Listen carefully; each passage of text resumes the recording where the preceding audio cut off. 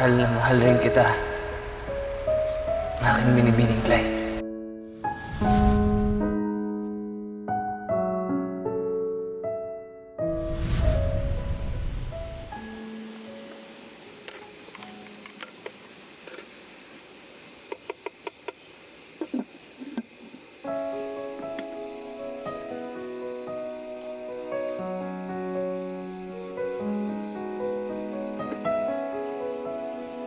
Meron bang bagong nakasulat?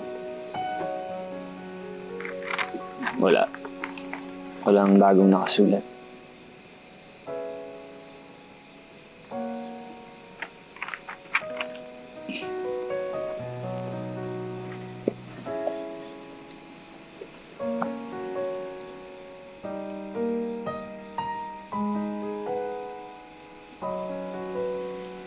Hindi ka naman mainit.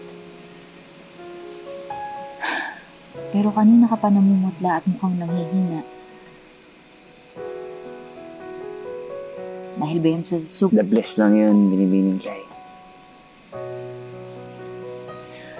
Alam mo, baka naghihiganti na yung katawan mo sa'yo. Dapat kasi, nagpapahinga ka pa minsan-minsan para lumakas ka ulit.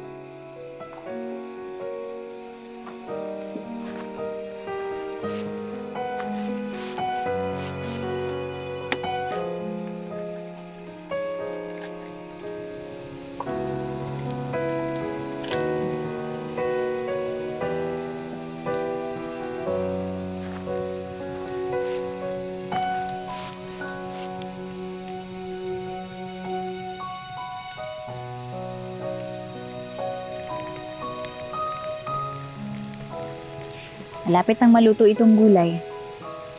Kailangan mo ng sustansya para mabuhayan ka dahil mahaba-haba pa ang laban. Tila bumubuti na ang aking pakiramdam. Ngayong pinagmamasdan kita na tila pinagluluto ako ng aking pinakamamahal na asawa. Sawa ka dyan. Pwede rin parang nanay.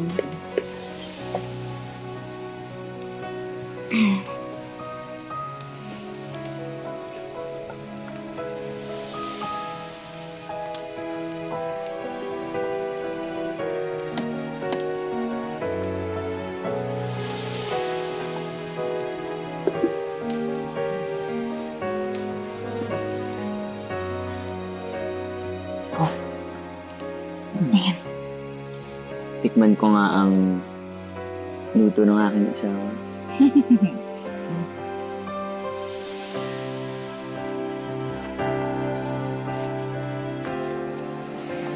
Promise, you'll never taste ginisang gulay the same way ever again. Ano, okay ba? Ang bihira. Asawa nga kita, binibining Clay. At ngayon lang ako nakatikim ng ganitong klaseng ginisang gulay. Bigla nga akong nabuhayan sa iyong masarap na pagmamahal. Ikaw naman.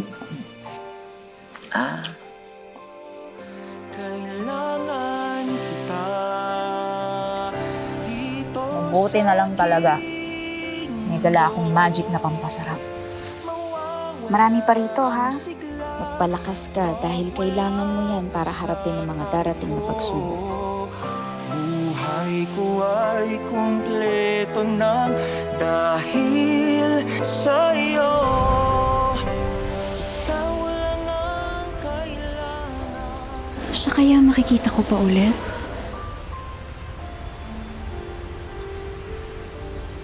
Kahit sa anong version, kahit sa anumang paraan, kahit sa panaginip na lang ulit. Sana magkita kami ulit. Multiverse, pakrams ka naman kay Fidel. Please.